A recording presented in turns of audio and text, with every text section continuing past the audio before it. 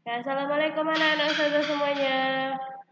Apa kabar anak-anak ustazah di pagi hari ini? Semoga semuanya baik-baik saja ya.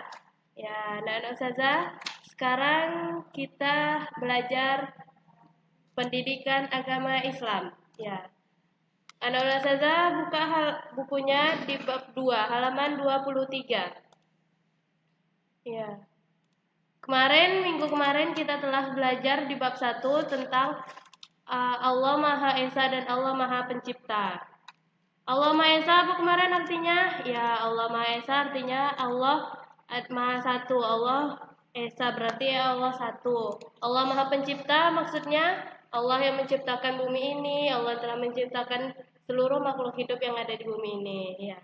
Sekarang kita masuk ke bab 2, materi tentang Al-Quran surah An-Nasr dan surah Al-Kautsar. Anak-anak ustazah buka bukunya halaman 26. Ya, udah dibuka semuanya. Nah, di sana kegiatan 1, membaca dan menulis surah An-Nasr. Anak-anak ustazah udah hafalkan semuanya surah An-Nasrnya? Ya, kok sebelumnya kita baca sama-sama dulu ya. Bismillahirrahmanirrahim. Idza jaa nasrullahi wal fath wa ra'aitan nasa yadkhuluna fi dinillahi afwaja fasabbih bihamdi rabbika wastaghfir innahu kana tawwaba. Ya, anak-anak ustazah sudah hafalkan semua surah An-Nasrnya. Nanti di rumah dibaca lagi suratnya ya. Di bawahnya supaya tulisan Al-Qur'anmu makin bagus, yuk salin surah An-Nasr di bawah ini. Nah, anak-anak ustazah, mari kita tulis surah An-Nasrnya di bawah ya. Dicontohkan di situ ada contohnya tuh, kita meniru di bawahnya. Idza jaa nasrullahi wal fath. Tulis di bawahnya, ada disediakan garis di bawahnya. Ditulis di bawah tuh ya. Dicontoh aja supaya anak-anak ustazah bisa menulis bahasa Arab. Pelatihan. Ya, halaman selanjutnya. Halaman 27. Di sana ada lanjutannya yang ayat kedua, wa ra'aitan nasa yadkhuluna fi dinillahi afwaja. Itu juga ditulis di bawahnya di atas garisnya itu ya. Yang ayat ketiga juga, fasabbih bihamdi rabbika wastaghfir innahu kana tawwaba. Anak-anak ustazah tulis di bawah ya. Nah, kita masuk kegiatan 2, mengenal surah An-Nasr dan memahami artinya. Surah An-Nasr terdiri atas 3 ayat. Berapa ayat anak-anak ustazah? 3. Idza jaa nasrullahi wal fath ayat pertama, wa ra'aitan nasa yadkhuluna fi dinillahi afwaja ayat kedua, fasabbih bihamdi rabbika wastaghfir itu ayat ketiga. Dan urutan surah yang ke-110 dalam Al-Qur'an. Berarti surah An-Nasr urutan surat yang ke-110 dalam Al-Qur'an.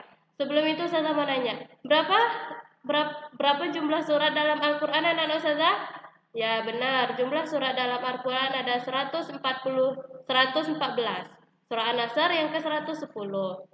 Surah An-Nasr termasuk golongan surah Madaniyah. Kenapa dinamakan surah Madaniyah ustazah? Anak-anak ustazah pasti nanya kan? Dinamakan surah Madaniyah karena surah An-Nasr diturunkan di Madinah. Nah, kayak gitu.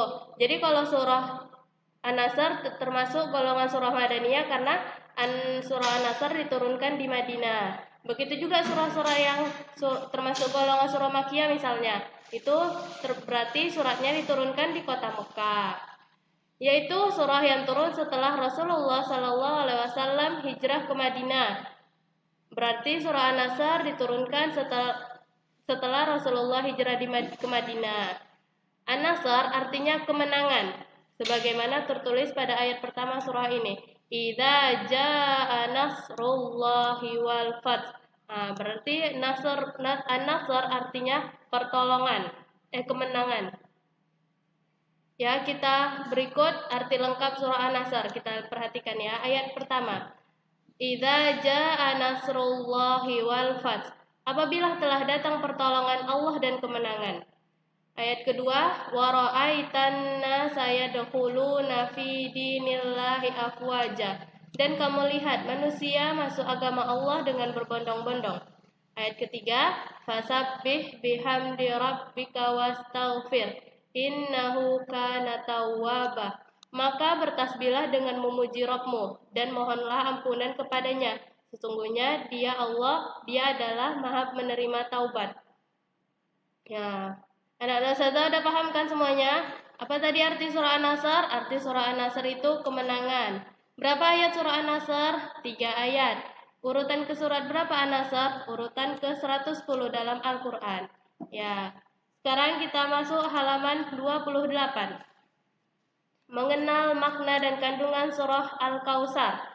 Sebelumnya, anak-anak saya udah hafal kan surah Al-Kautsar? Ya, udah hafal semuanya. Surah Al-Kautsar menurut urutan dalam Al-Quran merupakan surat urutan ke-108. Nah, tadi An-Nasr ke-110, Al-Kautsar 108. Tetapi diturunkannya kepada Nabi Muhammad merupakan wahyu ke-14. Berarti surah Al-Kautsar termasuk wahyu yang diturunkan Allah kepada Nabi Muhammad, ya wahyu yang ke-14. Surah Al-Kautsar diturunkan ketika Nabi Muhammad masih berada di Mekah, sehingga disebut surat Makkiyah. Nah, tadi udah saya jelaskan kan apa yang dimaksud surah Madaniyah dan apa yang dimaksud surah Makkiyah. An-Nasr termasuk golongan surah Madaniyah karena ya diturunkan di kota Madinah. Al-Kautsar disebut surah Makkiyah karena diturunkan di kota Mekah. Ya, sekarang kita baca surah Al-Kautsar ayat 1 sampai 3. Bismillahirrahmanirrahim. Inna a'tainakal kautsar fasalli li rabbika wanhar. Inna syani'aka huwal abtar. Yang artinya, yang pertama, sesungguhnya kami telah memberikan kepadamu nikmat yang banyak. Yang kedua, maka dirikanlah sholat karena Tuhanmu dan berkorbanlah. Yang ketiga, sesungguhnya orang-orang yang membenci kamu dialah yang terputus. Maksud terputus, terputus dari rahmat Allah. Bawahnya ada penjelasannya tuh ya. Surah Al-Kautsar berisi perintah untuk bersyukur kepada Allah. Nah, berarti kita disuruh bersyukur kepada Allah atas nikmat yang diberikan dari Allah. Pada ayat pertama disebutkan bahwa Allah Subhanahu wa taala telah memberikan nikmat yang banyak. Kenikmatan tersebut antara lain adalah keimanan, kesehatan, kebahagiaan, kepandaian, dan rezeki. Seperti sekarang ini. Kalau pagi ini anak-anak ustazah melihat video yang ustazah ini, itu termasuk nikmat kan? Nikmat dalam menuntut ilmu. Berarti kita harus bersyukur atas nikmat yang telah Allah berikan. Kita masih bisa menuntut ilmu, walaupun kita tidak bisa saling bertatap muka, hanya lewat video online. Nah, itu juga termasuk nikmat yang harus kita syukuri. Pada ayat kedua, Allah Subhanahu wa taala memerintahkan kita untuk bersyukur dengan cara menjalankan salat dan berkurban. Salat merupakan ungkapan syukur kita kepada Allah. Berkurban adalah bersedekah kepada orang yang membutuhkan seperti kepada fakir miskin, anak-anak yatim, dan orang-orang jompo. Berarti apa yang Allah perintahkan pada kita anak-anak ustazah? Ya, salat dan berkurban. Salat merupakan tiang agama kan? Anak-anak ustazah juga salat kan? Itu termasuk kewajiban seorang muslim untuk menunaikan ibadah salat. Yang kedua, berkurban. Berkurban maksudnya di sini adalah bersedekah kepada orang yang membutuhkan, seperti fakir miskin, anak-anak yatim, orang jompo. Kalau anak-anak ustazah melihat ada di jalan misalnya, kayak apa ya? Ya, misal di jalan anak ustazah melihat ada orang minta-minta. Kalau ada anak ustazah uang, kasih. Yang ketiga, pada ayat ketiga Allah Subhanahu wa taala mengancam orang-orang yang tidak bersyukur. Misalnya orang sehat tidak mau sholat, orang kaya tidak mau berkurban. Orang yang tidak bersyukur akan mendapatkan siksaan dari Allah Subhanahu wa taala.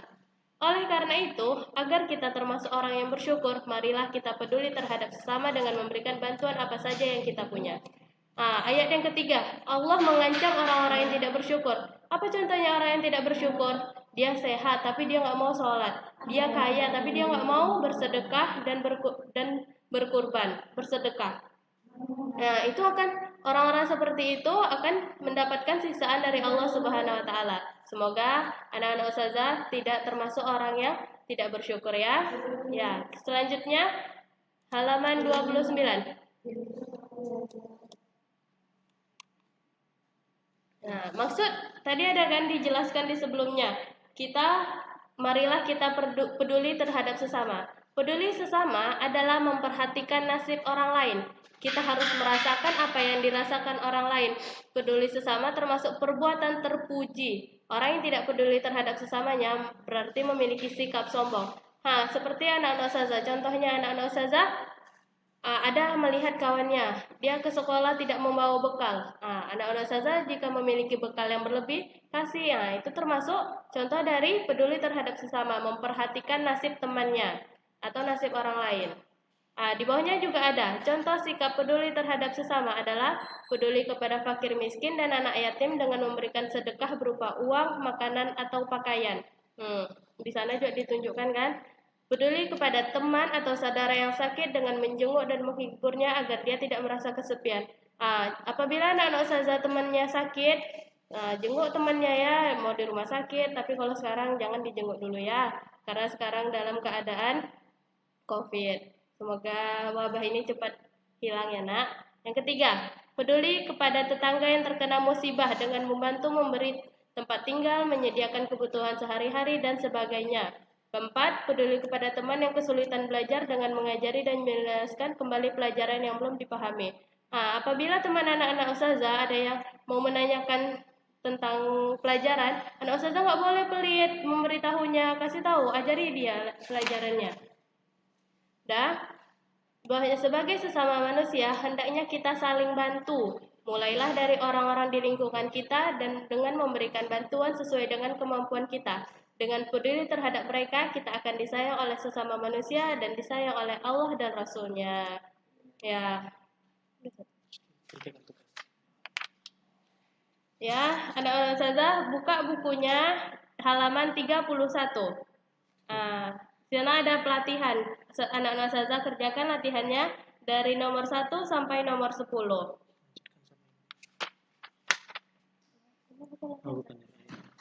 Ya, buka ya bukunya halaman 31 dan 32, kerjakan latihannya dari nomor 1 sampai nomor 10. Baik, kesimpulannya. Ya, kesimpulannya. Kesimpulan dari pelajaran kita hari ini, Allah Subhanahu wa taala adalah salah satu-satunya Tuhan yang patut kita sembah. Allah Subhanahu wa taala adalah pemilik langit dan bumi. Allah Subhanahu wa taala menyediakan alam semesta untuk ditinggali oleh manusia. Kita sebagai makhluknya diwajibkan untuk memelihara dan menjaga segala ciptaan Allah Subhanahu wa taala. Menjaga segala ciptaan Allah Subhanahu wa taala salah satunya dengan menjaga kebersihan, melestarikan kelestarian hutan dan keberlangsungan makhluk hidup lainnya. Ya, lagi kesimpulannya, orang yang beriman adalah orang yang meyakini bahwa hanya Allah Tuhan semesta alam. Dia tidak meyakini yang lain selain Allah Subhanahu wa taala. Dia yakin bahwa hanya kepada Allah lah tempat meminta pertolongan. Orang yang meminta pertolongan kepada selain Allah disebut orang musyrik dan termasuk perbuatan syirik. Kalau perbuatan syirik berarti dia keluar dari agama Islam ya anak-anak ustazah. Perbuatan syirik termasuk dosa besar yang tidak diampuni oleh Allah Subhanahu wa taala. Jadi anak-anak ustazah harus meyakini ya bahwasanya Allah tempat kita meminta pertolongan, tidak meminta kepada selain Allah. Oke? Jangan lupa ya anak-anak ustazah dikerjakan latihannya yang halaman 31 dan 32 dari nomor 1 sampai nomor 10. Ya, sepertinya cukup sampai di sini ya saja penjelasan ustazah tentang pelajaran PAI, Quran surah An-Nasr dan surah Al-Kautsar. Sebelumnya saya minta maaf jika ada salah-salah kata. Kita mengucapkan hamdalah, alhamdulillahirabbil alamin, dan membaca doa kafaratul majelis. Subhanakallahumma wa bihamdika asyhadu alla ilaha illa anta astaghfiruka wa atubu ilaik.